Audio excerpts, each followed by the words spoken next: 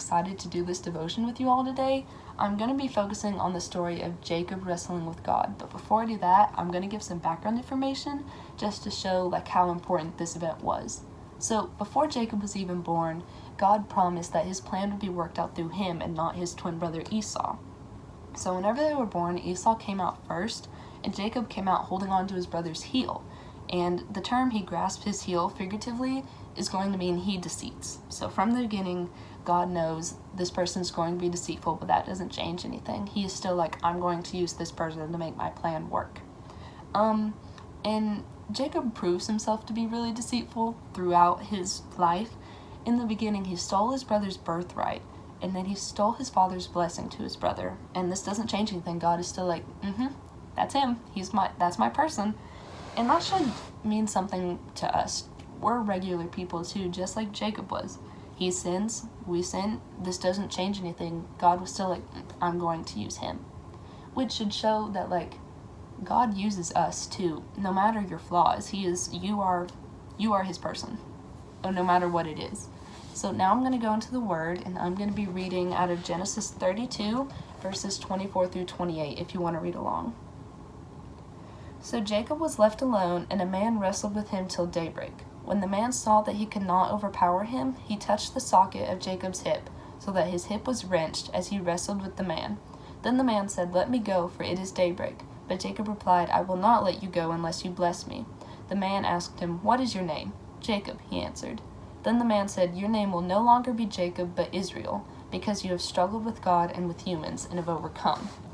So, I don't know about any of you all, first of all, but if someone had the ability to touch my hip and throw it out of socket, I would not keep fighting them. Like, I would be done. But that wasn't Jacob in his case with this. Jacob continued wrestling with this person all night just to be blessed. And he was just this persistent. He was like, I don't care what happens, I'm going to be blessed. And God encourages persistence in our spiritual lives. Like, say you're praying for something one night and it just like, it doesn't happen the first night you're praying. Don't give up on it. Like, keep praying. That's what God wants you to do. You need to go through these tough times so you can get closer to him in the end.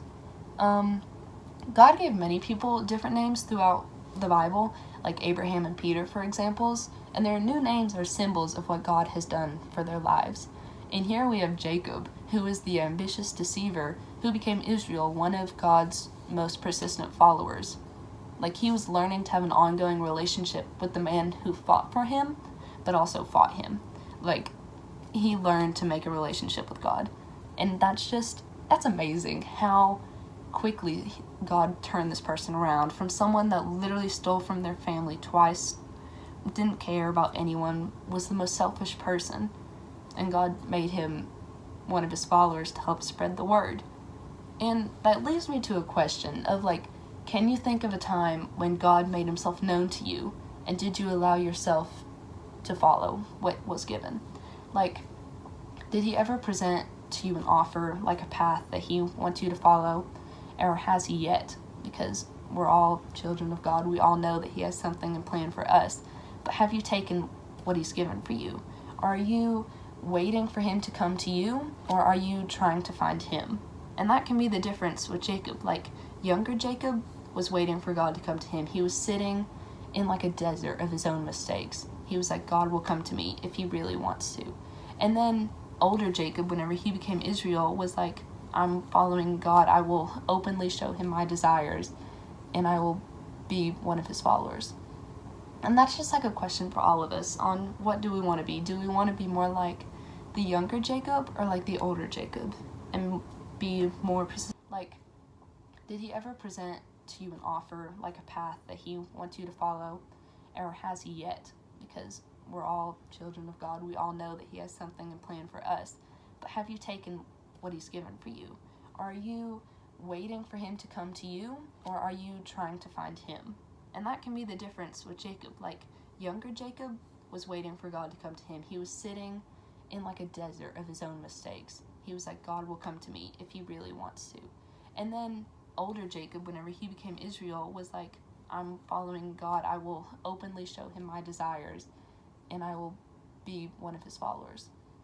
And that's just like a question for all of us on what do we want to be? Do we want to be more like the younger Jacob or like the older Jacob and be more persistent followers? That's just like, just don't give up is like the main part that I want to show. Is if nothing happens in a day, a month, a year, 20 years, don't give up. Keep being persistent and keep fighting. You might not actually have to fight someone like Jacob did whenever he fought a man day and night. You might have to fight your mentality on like all the doubts that get put in your head. You might have to fight with other people on like their opinions on you. You just have to stay strong and stay persistent like Jacob in the end if you want to get closer to God. And we all know that he wants to get closer to us. So it's just, if he sticks out his hand, will you grab it?